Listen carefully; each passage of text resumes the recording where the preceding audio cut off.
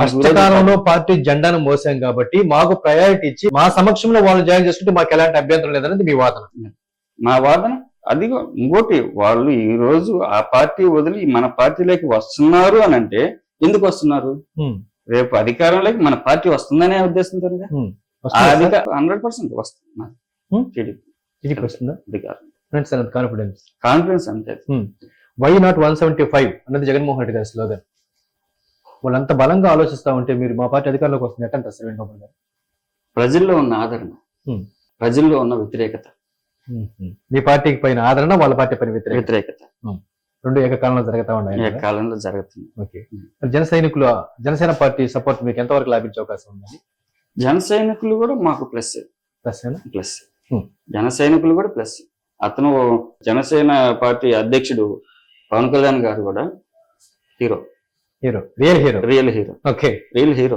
మీ బాలయ్య బాబు గారు real hero. As a Balayya Babu real hero. అదే sir, ఈ మధ్య కాలం కూడా బాలయ్య బాబు గారు మాట్లాడుతూ మా ఇద్దరు మనసులు ఒకలాగా ఉంటాయి. రాష్ట్ర ప్రజల శ్రేయస్సు కోరి స్టెప్ వేసాడే గానీ ఇంకా అతని స్వార్థంకి ఏమీ లేదు పవన్ గారు. మరి జూనియర్ ఎన్టీ మీ స్పందన ఏంటి? జూనియర్ ఎన్టీఆర్ కి పార్టీకి అనేది ఏముండయో లోపల వాళ్ళకి కుటుంబం ఏముండే మనకి తెలియదుగా. మనం తెలియనప్పుడు అవి మాట్లాడడం కూడా స్వభావం. కానీ స్పందించి ఉంటే బాగుండేమో కదా? స్పందించుంటే బాగుండేది. నందమూరి ఫ్యామిలీలో ఉన్న తను కాబట్టి స్పందించుంటే బాగుండు. మెగా ఫ్యామిలీ నుంచి వచ్చి స్పందించారు. నేను నందమూరి వంశం, నందమూరి వారసుని, తాతకు దగ్గర వారసుని అని చెప్పుకుంటున్నాడు కాబట్టి స్పందించి ఉంటే అది వేరుగా ఉండేది. అది కొంచెం బాధగానే ఉంది కొంచెం. ఓకే. మరి మీ నెల్లూరు సిటీ నియోజకవర్గ విషయానికి వస్తే, ప్రత్యేకించి మీ 7th డివిజన్ విషయానికి వస్తే, అవకాశవాద రాజకీయాలు చేసేవారికి వాళ్ళని కలుపుకోవడంలో మాకైతే బాధ లేదు. ఆ కలుపుకునే విషయంలో మాకు సంప్రదింపులు చేస్తుంటే బాగున్నది మీ చిన్న బాధ. కానీ ఆ చిన్న బాధను మీలోనే దిగమింగి మీరు పార్టీ జెండాని ఎత్తుకొని పోతున్నారు. పార్టీ జెండానే ఎత్తుకొని పోతున్నారు, విడిచిపెట్టరు. కానీ ఒక 15 days నుంచి నాకు ఇదే మనసు ఒక క్షోభ ఇచ్చి కొంచెం, కానీ అలాగని బూత్ క్యానర్ని బిఎల్ఎల్ని దూరం పెట్టలేదు. వర్కే నాకు కొంచెం మనసు బాధగా ఉంది. మీ పార్టీ మీరు వర్క్ చేస్తున్నారు. ఈ విషయాన్ని మీరు అన్నారు సార్, మంగమూరు శ్రీధరకృష్ణారెడ్డి గారి తర్వాత నాకు రాజకీయంగా నాకు అన్నదండలు అందించే వ్యక్తి కోటమిరెడ్డి శ్రీనివాసరెడ్డి గారు అన్నారు. ప్రజెంట్ మీరు 15 days నుంచి మీరు పడుతున్నటువంటి స్ట్రగుల్ శ్రీనివాసరెడ్డి గారి దృష్టికి తీసుకెళ్లారు? సేనన్న దృష్టికి తీసుకెళ్ళాను. ఓకే. మరి మన మీడియా తరపున వెళ్తారు సార్? వెళ్ళమండి. సేనన్న దృష్టికి ఎందుకు తీసుకెళ్లేదనంటే ఆయనకి తెలుసు ఎవరి మనసు ఏందనేది తెలుసు. ఆల్మోస్ట్ ఆల్రెడీ ఆయనకి చెప్పున్నాను నేను. నా ఎయిమ్ ఇదేనా అని ఆయనకి చెప్పున్నాను. నేను కలిసిన సందర్భాల్లో చాలా సందర్భాల్లో చెప్పున్నాను. కానీ ఇదే కొందరు ఉన్నారు వార్డులో, వాళ్ళు నారాయణ సార్కి కీలకమైన వ్యక్తి ఒక ఆయన. మీ 7th డివిజన్ మొత్తం త్రోవైట్ చూస్తుంటాడు సిటీ. వాళ్ళు 7వ వార్డు తరఫున వేరే వాళ్ళని తీసుకురావాలని ప్రపోజల్ పెట్టింది వాళ్ళు. దానికి పాజిటివ్ గా మూవ్ అవుతున్న నన్ను నా కాడికి వచ్చి వాళ్ళు వస్తారు, ఈ నెల అక్కడికి వస్తారు, రేపు నెల అక్కడికి వస్తారు అని చెప్పి నన్ను కొంచెం డిసప్పాయింట్ చేసి నన్ను స్లో చేయాలని ఉద్దేశం. అదే నేను అడిగాను. నేను అప్పటికి నాకన్నా ఆయనకి డబ్బు ఉంది, కానీ ఆయనకి నిలబడేయాలనే ఆలోచన లేనప్పుడు నాలాంటి వాళ్ళకి సపోర్ట్ చేయొచ్చు. నన్ను ఎందుకు డిస్కరేజ్ చేస్తున్నారు? నీకు డబ్బు ఉంది, నీకు ఎట్టా ఆలోచన లేదు కదా, వార్డు మీద ఇది చేయాలని ఆలోచన నీకు లేదు. వాళ్ళకి చేసే సపోర్ట్ ఏదో నాకు చేయొచ్చుగా. నువ్వు పార్టీ తరఫున, నువ్వు పార్టీలో కీలక వ్యక్తి, నేను ఎంత కష్టపడుతున్నాను నీకు తెలుసు. నన్ను ఎందుకు డిస్కషన్ చేస్తున్నా అంటే ఇండైరెక్ట్ గా వాళ్ళకి సపోర్ట్ చేస్తున్నట్టు, అంటే మిమ్మల్ని తగ్గిస్తున్నట్టుగా మీరు భావిస్తున్నారు. సో ఈ విషయంలో పై వాళ్ళు ఆలోచన చేస్తే బాగుంటుందని మీ అధిష్టానం ఆలోచించాలి. ఓకే. సో ఎంత డిస్టర్బెన్స్ మీ మనసులో ఉన్నా సరే, అసంతృప్తి అనేది సరే మీరు తెలుగుదేశం పార్టీనే ఉంటారే తప్ప వేరే పార్టీ పంచం చేయడానికి ఆలోచన చేయట్లేదు. నాకు ఆలోచన లేదు.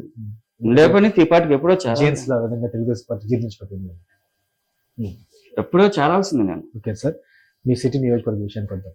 గడిచిన ఎన్నికల్లో స్వల్ప తేడాతో నారాయణ గారు ఓటమి చెందారు. అయితే ప్రస్తుతం తెలుగుదేశం పార్టీ బలపడింది అని కొన్ని రకాల సర్వే సంస్థలు చెప్తున్నాయి. అట్ సేమ్ టైంలో వైఎస్ఆర్ కాంగ్రెస్ పార్టీని కూడా అంతగా మనం తగ్గించి చూడకూడదు. వాళ్ళు ఏ టైంలో సరే ర్యాష్ పాలిటిక్స్ అయినా చేసి ఫలితాన్ని తమ వైపు తిప్పుకోవడానికి వాళ్ళకి అవకాశం ఉంది అంటున్నారు. ఫలితం ఎలా ఉండే అవకాశం? ర్యాష్ పాలిటిక్స్ అయితే ఉంటుంది. ఈసారి పొలిటికల్ అంత ఈజీ, ఎలక్షన్ అనేది అంత ఈజీగా ఉండదు. సిటీలోనా స్టేట్ అంతానా? స్టేట్ మొత్తం ఉంటుంది. సిటీ అనే కాదు, స్టేట్ మొత్తం కంపల్సరీ అదే పొలిటికల్ ఉంటుంది. అందులో మీ సిటీ కూడా ఒక భాగం. బాగా ఎక్కువ ఉంటుంది కూడా, ఎక్కువ కూడా ఉంటుంది. ఉంటుంది కూడా. రౌడీలని పెట్టి గానీ బెదిరించి గానీ ఇంకోటి చేయాలని, అధికారంలోకి రావాలని కంపల్సరీ వాళ్ళు ఎక్కువ చేస్తారు ఈసారి. ఆ ఆగడాలు తట్టుకోవడానికి మీ తెలుగుదేశం పార్టీ శ్రేణులు సిద్ధంగా ఉన్నాయా? మేము సిద్ధం.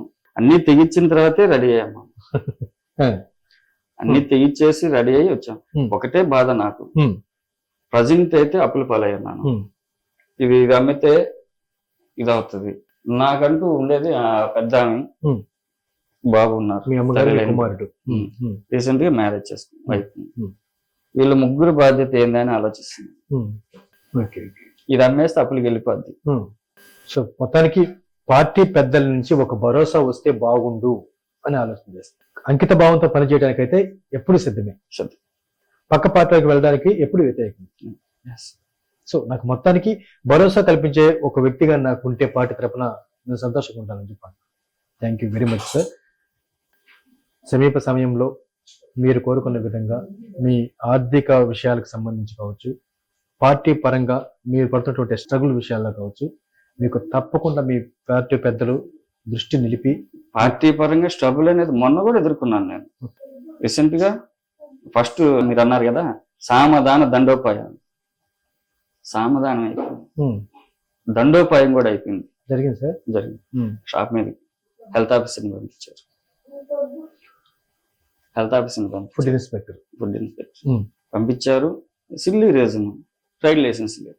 ఓకే, మాకు అవగాహన లేదు, మీరు చెప్పారు మేము కడతాం, కానీ రీజన్ అది కాదు. ఎస్ లాక్ చేశారు. నారాయణ సార్ స్పందించాడు. నేను ఇమీడియట్గా నారాయణ సార్కి సేనన్నకే కొట్టాను ఫోన్. ఫస్ట్ నారాయణ సార్కి కొట్టాను, తర్వాత సేనన్నకే కొట్టాను. నారాయణ సార్ బిజీ వస్తున్నారని సేనన్న కొట్టాను. సేనన్న స్పందించాడు, వచ్చారు, షాప్ కాడికి వచ్చారు. నారాయణ సార్ ఇక్కడ లేకపోయినా కూడా స్పందించారు. సేనన్న గారికి ఫోన్ చేసి, కొట్టండి శ్రీనివాస్ గారు ఫోన్ చేసి ఇద్దరు స్పందించారు. నారాయణ సార్ ఎన్నో సార్లు ఫోన్ చేశారు, 50 సార్లు, మినిమం 50 సార్లు చేశాడు health officer. Once Narayana sir minister గా ఉన్నప్పుడు, పురపాలక మినిస్టర్ గా ఉన్నప్పుడు ఆయన్ని తెచ్చుకొని పెట్టుకున్నదే నారాయణ సార్ హెల్త్ ఆఫీసర్. ఇప్పుడున్న హెల్త్ ఆఫీసర్ వెంకటరమణ గారిని పెట్టుకున్నదే ఆయన. అలాంటి ఎక్స్ మినిస్టర్ ఫోన్ చేస్తే 50 సార్లు చేస్తే ఎత్తలేదు. ఎత్తకపోగా నన్ను డైరెక్ట్ గా వెళ్ళమన్నాడు. డైరెక్ట్ గా వెళ్ళి ఆయన ఎక్కడుంటే అక్కడికి ఎత్తుక్కుంటే వెళ్ళాను నేను. హెల్త్ ఆఫీసర్ గారు ఎక్కడుంటే అక్కడికి ఎత్తుక్కుంటే వెళ్ళి ఫోన్ ఇచ్చాను. ఫోన్ చేసి నారాయణ సార్ లైన్ లో ఉన్నాడంటే ఇట్టన్నాడు వేయలేదు. నాకే ఈగో హట్ అయింది, నాకే ఈగో హట్ అయింది. సార్ అట్నే లైన్ లో ఉండి ఏం చేయమంటావు వేణు, నువ్వేం చెప్తే దాన్ని. సార్ మీ రేంజ్ కి, మీ స్థాయికి అతన్ని అంత దూరం బతిలాడడం కూడా నాకే నచ్చలేదు సార్. వన్స్ మీరు ఏ విధంగా చెప్తే ఆ విధంగా నేను ప్రొసీడ్ అవుతానని చెప్పి హైకోర్టుకి వేద్దాం అన్నది. ఎస్ వేసారు హైకోర్టు కేసు. పర్సనల్ లాయర్ గారిని పెట్టి హైకోర్టులో తెచ్చారు. అనుమతి తెచ్చారు, తీసుకున్నాను. అనుమతి తీసుకుని హెల్త్ ఆఫీసర్ కాడికి వెళ్ళా. వెళ్తే కేక్ చేయాల, ఇది డిహెచ్ఎంఓకి నాకు కాదు, నేను ఎంహెచ్ఓ, నాకు సంబంధం లేదు, ఆయనతో తెలుసుకుంది అని చెప్పి ఆ మాట అన్నారు. సరే మళ్ళీ రిట్ వేసాను, సామాన్య హక్కులు ఉపయోగించుకుని మళ్ళీ రిట్ వేసి మళ్ళీ కమిషనర్ గారికి, ఎంహెచ్ఓకి, ఈ సచివాలయ సిబ్బందికి నేను కడతాను, ట్రైల్ లైసెన్స్ కావాల్సింది నేను కడతాను అని అన్నా కూడా తీసుకోవాలి సచివాలయం వాళ్ళు. లేస్తే మీరు కలవాల్సిన వాళ్ళు పోయి కలవండి, అక్కడి నుంచి ఫోన్ వస్తే రికార్డులు కూడా ఉన్నాయి మన దగ్గర. మీరు కలవాల్సిన వాళ్ళు కలవండి, అక్కడి నుంచి ఫోన్ వస్తే మీ సమస్య పరిష్కారం. కలవాల్సిన వాళ్ళు స్థానిక ఎమ్మెల్యే గారు ఒప్పుకున్నారుగా. మన hotel association president Amaravati Krishna Reddy గారు మురళీకృష్ణ స్వీట్స్ మీద ఇది చేసినప్పుడు పోయి అడిగితే నేను ఒకే ఒక్క షాప్ మీదకి నేను పంపించింది, ఆ షాప్ దాటి నుంచి ఇంకేది నేను పోలేదు. సో మొత్తానికి స్ట్రగుల్స్ అయితే మీ మీద దాడులు అయితే మొదలైనాయి, మొదలైంది. సామధాన భేద దండోపాయం కూడా అయిపోయినాయి. 4 months షాప్ కూడా బ్యాక్ వేసాను. దానివల్ల బిజినెస్ కూడా డల్ అయింది. మా అన్నయ్య హెల్త్ కూడా బాగా కుంగింది. మళ్ళీ ఒక షాప్ లోకి అన్నయ్య 1 వీక్. Okay sir. 1 వీక్. మీ నాయకులు నారాయణ గారు సమర్థవంతమైన వ్యక్తి అని చెప్పి చాలా మంది చెప్పుకుంటూ ఉంటారు. అలాగే మీ ఇష్యూ పైన ఆయన స్పందించి పోరాటం కూడా చేశారు కోర్టు స్థాయిలో. సో మొత్తానికి మీ సమస్య అయితే నారాయణ గారికి తెలియంది కాదు, తెలిసింది. అయితే కావాల్సిన ఒకటే రూల్, అధికారం కావాలి. మొత్తానికి అధికారం వచ్చిన తర్వాత మీరు పడుతున్నటువంటి స్ట్రగుల్స్ అన్నిటికీ పరిష్కారం తప్పకుండా నారాయణ గారి ద్వారానే ఉంటుందని మేము కూడా భావిస్తున్నాం సార్. అలాగే ఎన్నో సుదీర్ఘ సంవత్సరాల నుంచి మీరు రాజకీయాల్లో కొనసాగుతున్నప్పుడు కూడా ఊహించిన విధంగా మీరు ఇంకా ఊహించినంత పదవిని రాలేదు కాబట్టి సమీప సమయంలో మీరు కోరుకున్న విధంగా ఆ డివిజన్ కార్పొరేటర్గా మీరు ఎన్నిక కావాలని, అదేవిధంగా నారాయణ గారి తెలుగుదేశం పార్టీ జెండా మళ్ళీ ఇక నెల్లూరు సిటీలో మీరు ఎగరవేయాలని, మీ ప్రతి కదలికలో కోటమిరెడ్డి శ్రీనివాసరెడ్డి గారి అండదండలు మీకు నిరంతరం ఉండాలి అని మన ఛానల్ తరఫున మనసారి కోరుకుంటామండి. All the best. Thank you. Friends, మీ కనుక మా వీడియో నచ్చినట్లయితే కామెంట్ చేయండి, లైక్ చేయండి, షేర్ చేయండి, మా రైట్ న్యూస్ ఛానల్ సబ్స్క్రైబ్ చేయండి. ధన్యవాదాలు.